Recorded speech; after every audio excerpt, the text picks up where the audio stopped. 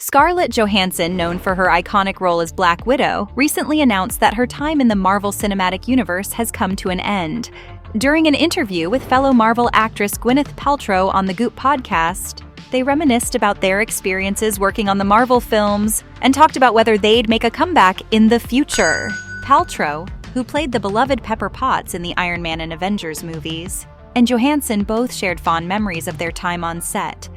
Scarlett described it as an adult summer camp when she first joined the Marvel family at the age of 26, and Gwyneth agreed, saying it was fun to be in something that resonated so deeply with people culturally. But when it comes to Scarlett's future with Marvel, she confirmed that this chapter is over, saying, "I'm done.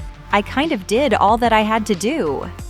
She also mentioned the unique experience of playing the same character over a decade, which is quite rare in the acting world. Both actresses praised Marvel Studios president Kevin Feige for his passion for storytelling and cinema. Gwyneth didn't completely rule out a return to Marvel since her character is still alive, but she joked about coming back as a 64-year-old Pepper Potts. Scarlett, however, seems to believe that there's a possibility for Gwyneth's return, teasing her to break out that wig, baby. As for Scarlett, her character Black Widow met her end in Avengers Endgame, but returned for the standalone prequel movie, Black Widow. The movie's release was delayed due to the pandemic and stirred up some controversy when it was released simultaneously in theaters and on Disney+. This led to a lawsuit filed by Johansson against Disney, claiming a breach of contract over her pay. The two parties eventually settled the dispute, with Scarlett expressing her happiness in resolving the differences and looking forward to future collaborations with Disney. And that's a wrap on Scarlett Johansson's journey as Black Widow in the Marvel Cinematic Universe. It's been an incredible ride, and we can't wait to see what the future holds for both her and Gwyneth Paltrow. Stick around, Story Reels fans. Our next story is coming up right now. Get ready to gasp in disbelief as we reveal the jaw-dropping truth about Rachel McAdams' mid-aughts career choices. While Nicholas Holt's recent lost roles in the Batman Mission Impossible Dead Reckoning Part 1 and Top Gun Maverick made headlines, it's nothing compared to the A-list projects McAdams turned down one after another. In a recent Bustle profile, it was revealed that during her 2-year hiatus in Canada after hitting it big with Mean Girls and The Notebook, McAdams turned down offers for not one, not two, but 5 major blockbuster movies. Can you believe she said no to The Devil Wears Prada, Casino Royale, Mission Impossible 3, Iron Man, and Get Smart? Rachel McAdams has shared some wise words about the importance of following your instincts, even when it means turning down incredible opportunities. When her career was skyrocketing, McAdams made the tough decision to say no to multiple film projects despite feeling guilty about potentially missing out. She said in an interview, "There were definitely some anxious moments of wondering if I was just throwing it all away. And why was I doing that? It's taken years to understand what I intuitively was doing." Find out why McAdams made these shocking career decisions and what she thinks about them now in this captivating exposé. Rachel McAdams shocked fans when it was revealed she turned down the role in the iconic movie The Devil Wears Prada. According to director David Frankel, McAdams was actually their top choice for the role of Andy Sachs, even before they started negotiations with Anne Hathaway. The studio was so determined to cast McAdams that they reportedly offered her the role not once, not twice, but 3 times. However, despite their persistence, McAdams was resolute in her decision to turn down the role. The casting process for The Devil Wears Prada was a roller coaster ride, with big names like Natalie Portman, Kate Hudson, Kirsten Dunst, and Scarlett Johansson all considered for the part. But it was Anne Hathaway who ultimately snagged the role. After campaigning hard to convince the studio she was the perfect fit. And boy, did Hathaway deliver. Despite reportedly being the 9th choice, her performance as Andy Sachs was nothing short of amazing. Who are you? My name is Andy Sachs. I recently graduated from Northwestern University. And what are you doing here? Well, I think I could do a good job as your assistant. Hold on to your martini glasses, folks, because we're about to reveal the second blockbuster movie that Rachel McAdams turned down. Casino Royale! Can you imagine McAdams as a Bond girl? Well, it's a bummer that we missed out on that. We got the amazing Eva Green instead. And let's be real, Green killed it as Vesper Lynd in the film. From her stunning looks to her raw talent, Green brought the character to life in a way that left us all shaken, not stirred. Who could forget that iconic scene where she first meets Bond on the train, or when she confesses her love for him in the shower? Green's performance was nothing short of unforgettable, and we couldn't be happier that she was cast in the role. So, while we can only imagine what a Rachel McAdams Bond girl would have looked like, we can't deny that Green was the perfect choice for the part.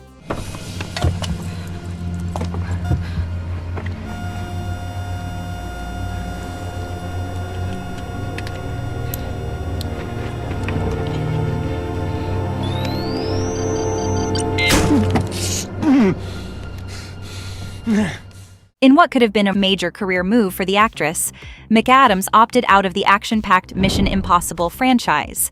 But as she stated in an interview with Bustle, the project simply wasn't quite jiving with my personality and what she needed to stay sane. But while McAdams may have passed on the opportunity to work with Tom Cruise and company, another actress was ready and willing to take her place: Scarlett Johansson. Initially cast in Mission Impossible 3, when Joe Carnahan was at the helm, Johansson was already busy training for stunts with Cruise when J.J. Abrams took over as director and changes were made to the cast. Rumors swirled about why Johansson ultimately didn't end up in the film, with some speculating that she was fired or left due to script changes and delays. And then there's the rumor that Johansson refused Cruise's invitation to join his Scientology church, leading to her departure from the project. In the end, the role of the leading lady went to Michelle Monaghan, who proved to be the perfect love interest for Cruise's character, Ethan Hunt. Monaghan's chemistry with Cruise was off the charts, and her charm shone through in every scene. While we may never know what could have been with McAdams or Johansson, we can't deny that Monaghan's performance was the perfect fit for the franchise.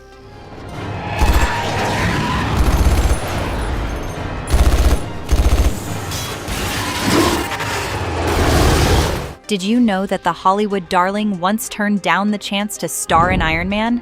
That's right, McAdams revealed to Bustle that she was offered the role of Pepper Potts but ultimately turned it down to focus on her personal life and family.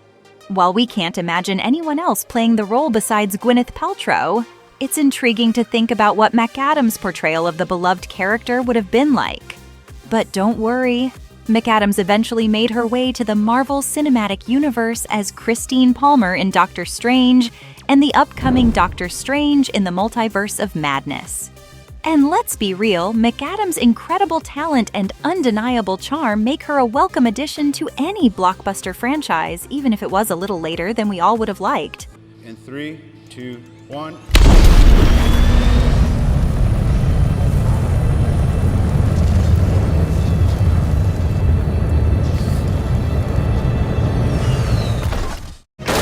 Oh, what could have been? Rachel McAdams was reportedly in talks to star alongside Steve Carell in the reboot of the classic spy comedy Get Smart. The talented actress could have stepped into Anne Hathaway's shoes as Agent 99, Carell's witty and capable partner in espionage. While we can only imagine how awesome it would have been to see McAdams and Carell team up, Hathaway definitely held her own in the role, delivering an unforgettable performance. Despite missing out on the opportunity to star in Get Smart, McAdams' impressive resume speaks for itself. Max, stay calm. Max, keep it together. Max. Even though it must have been hard to resist the allure of all that fame and fortune, McAdams knew deep down that those films just weren't a good fit for her. And with classics like Mean Girls and The Notebook under her belt, who can blame her for sticking to her guns? Despite the success of those missed opportunities, McAdams has no regrets and recognizes that the right actors were ultimately cast in those roles. It's all good, and she's got plenty of exciting projects on the horizon, like her upcoming film, Are You There, God? It's Me, Margaret, hitting theaters soon.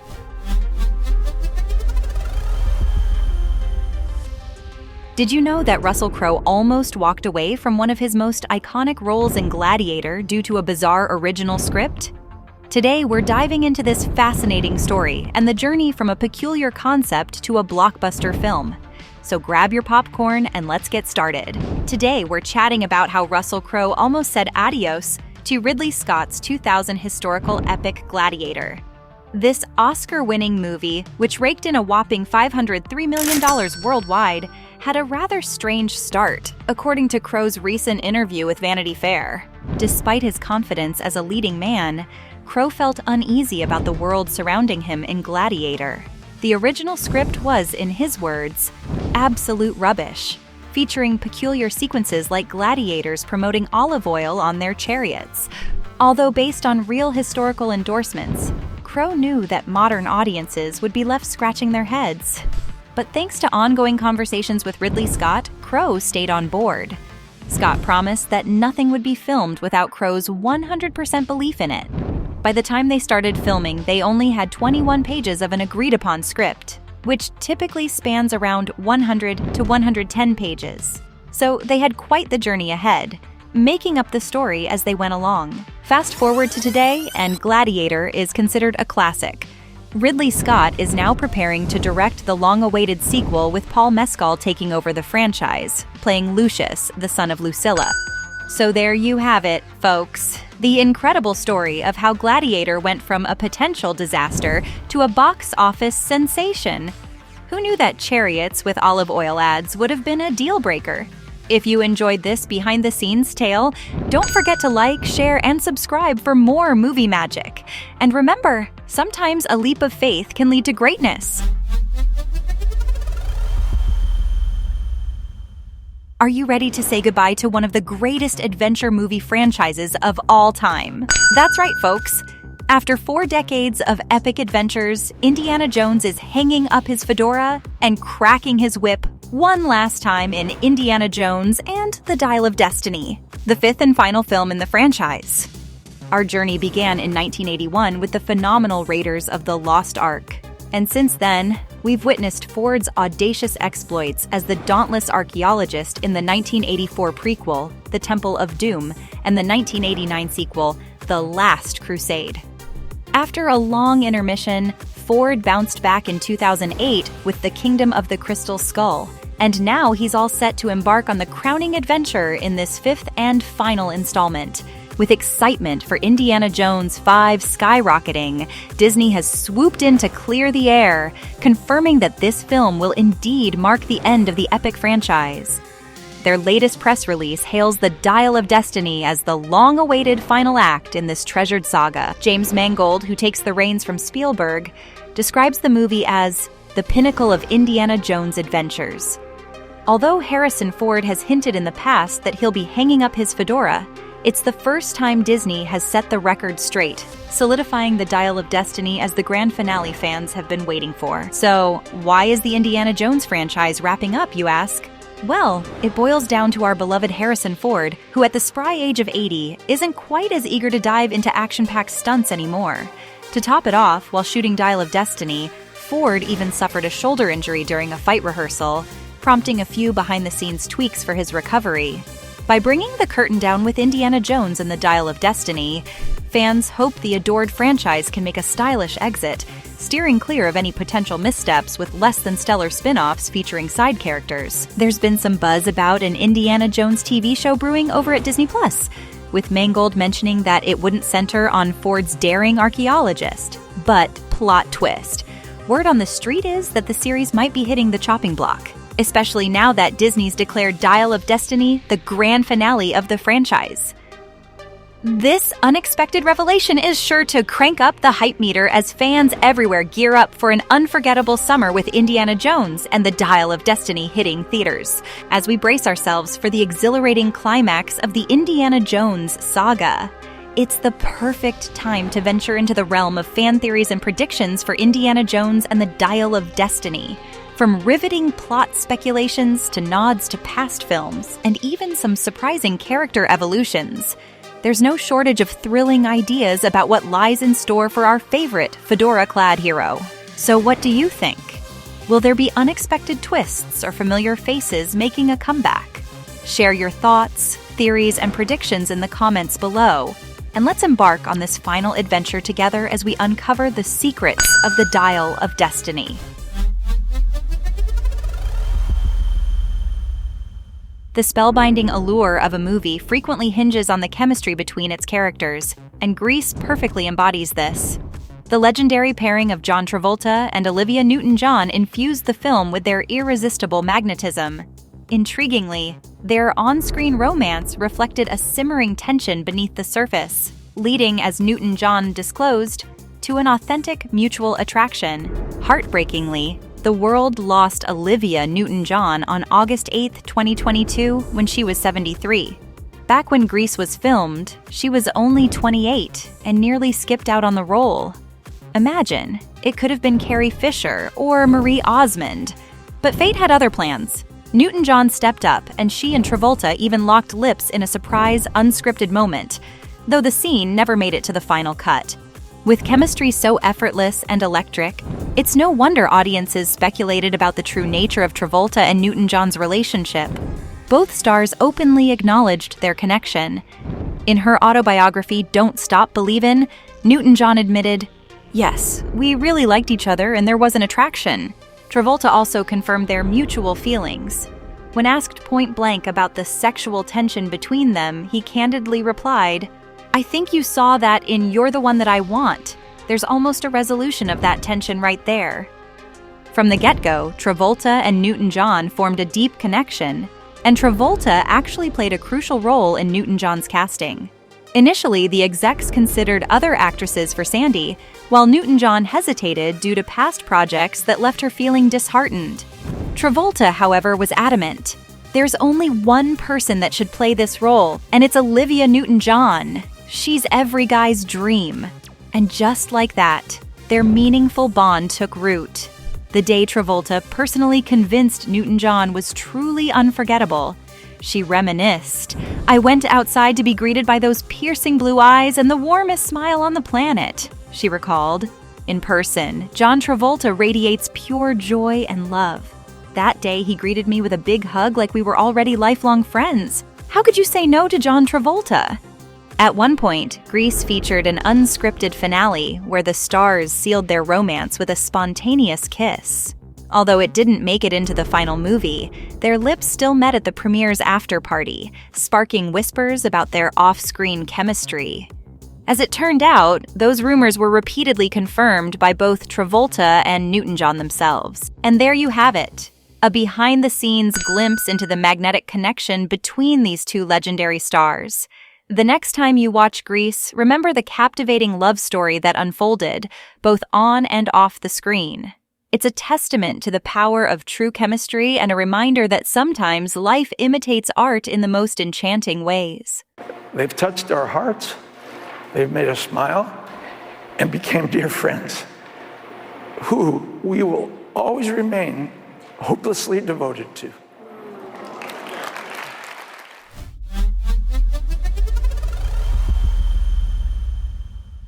Imagine being offered a role in the sequel of the highest-grossing movie ever and saying, "No thanks." Well, that's precisely what Michelle Rodriguez did. In the 2009 sci-fi sensation Avatar, Michelle Rodriguez first graced the screen as Trudy Chacon. As a combat pilot working for the Avatar program, Trudy's heart was with the Na'vi people. So much so that she gave her life in a heroic battle, ensuring the Na'vi could triumph against the not-so-nice humans attempting to seize control of Pandora.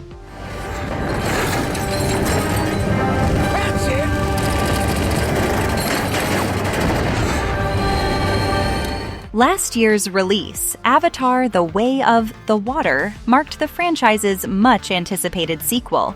Interestingly, it featured the return of Miles Quaritch, played by Stephen Lang, despite his character's untimely demise in the first film.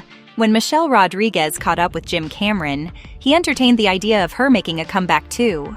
But Michelle put her foot down, reminding him that her character had died a martyr's death, and bringing her back just wouldn't make sense. This Fast and Furious superstar had a heart-to-heart with Vanity Fair, explaining why she told James Cameron that reviving her Avatar character would be, in her words, overkill.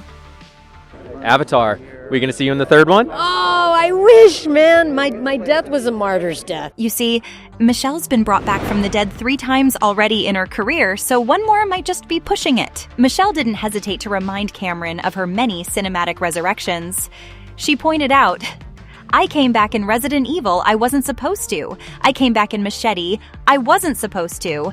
I came back with Letty, I wasn't supposed to. We can't do a fourth time. That would be overkill. Rodriguez even expressed her confusion over this odd trend of her dead characters returning to life, joking that perhaps they just can't figure out what to do with a girl who doesn't have a boyfriend, so they keep killing her off and then reviving her. Saying no to an Avatar sequel is no small matter. We're talking about one of the most monumental movie franchises in history. The original Avatar still holds the crown as the highest-grossing movie ever, raking in a jaw-dropping $2.9 billion globally. Fast forward 13 years, and Avatar: The Way of Water shook the box office with a whopping $2.3 billion, making it the third highest-grossing film in history. In its first 2 weeks alone, it bagged $1 billion, surpassing even Cameron's own 1997 masterpiece, Titanic. Critics loved it too, with NME giving it a glowing 4-star review, calling it a groundbreaking, visually stunning film. The Avatar universe is far from done expanding. Back in 2016, it was revealed that 4 sequels were in the pipeline, which would include Avatar: The Way of Water, Avatar: The Seedbearer, Avatar: The Tulkun Rider, and Avatar: The Quest for Iwa. As for Michelle Rodriguez, she's got a busy first half of 2023 with the release of Dungeons & Dragons: Honor Among Thieves, which is already out, and the upcoming Fast 10 set to hit screens in May, courtesy of Universal Pictures. So, what's the deal with Michelle Rodriguez's characters meeting their maker so often on screen? It's something that hasn't gone unnoticed by fans, sparking lively online debates about her tendency for on-screen demises, from Lost to Avatar and Resident Evil. Michelle weighed in on the topic during a 2023 Wired autocomplete interview, saying, "They always kill me. They're like, she doesn't have a boyfriend? We don't know what the purpose of this strong female is." Chris Pine chimed in, pointing out that fans love her enough to bring her back to life, to which Rodriguez agreed, but questioned, why kill me in the first place? Despite her character's short lifespans, Rodriguez appreciates the roles she's taken on. She admitted to Hollywood News, "I was typecast the minute I did a film called Girl Fight years ago. You allow yourself to be typecast. If she ever wanted to break the mold, she'd choose an indie film where she'd play a character going through a harrowing experience, potentially earning herself an award for portraying vulnerability or mental illness." Despite this intriguing pattern in Rodriguez's career, where her characters are repeatedly killed off and brought back to life, there's no denying that Michelle Rodriguez has carved out a unique niche for herself in the film industry, consistently captivating audiences with her strong, memorable characters.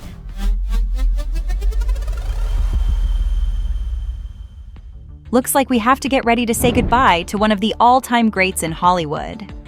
After over 6 decades of captivating audiences with his talent, Clint Eastwood may be getting ready to hang up his directorial hat for good.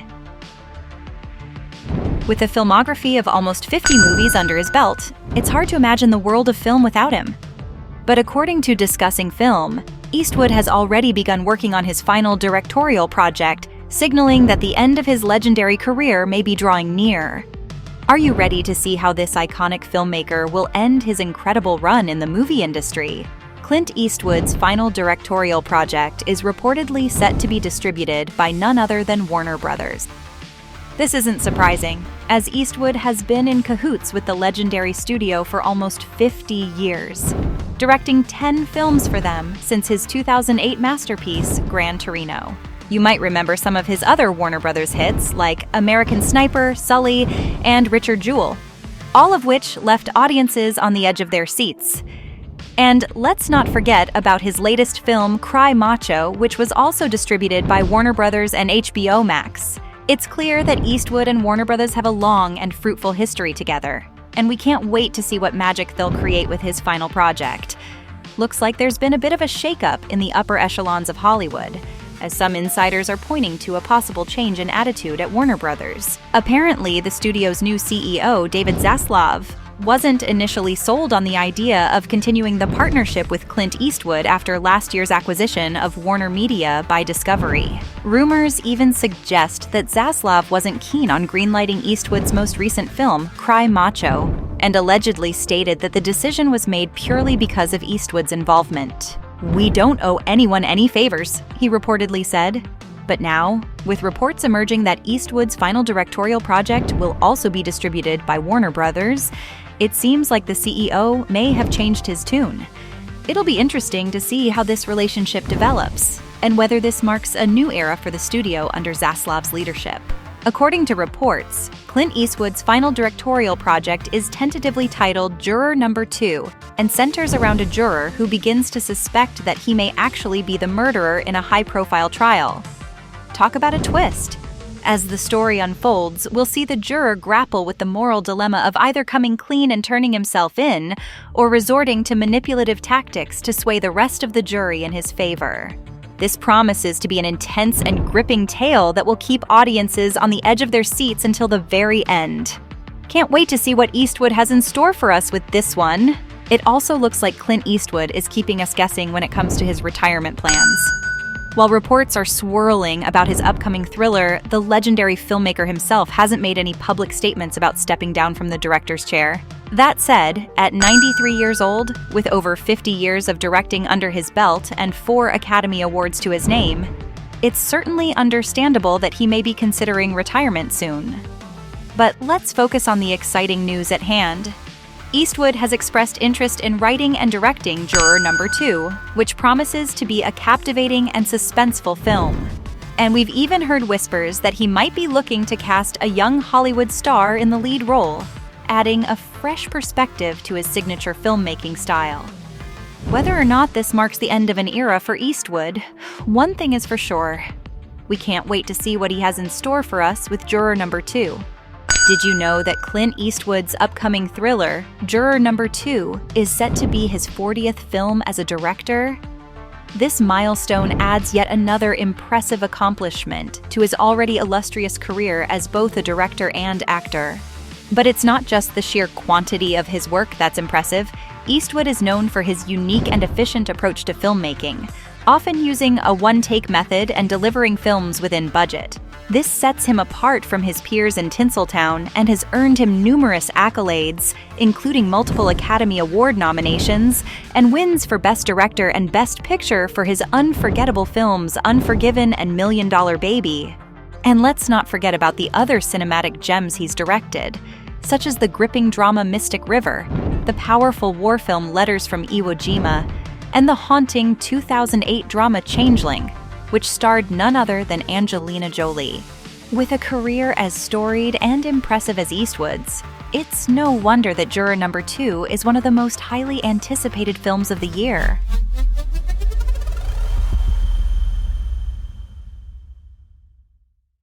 This is Story Reels. Subscribe to our channel for the very best in entertainment.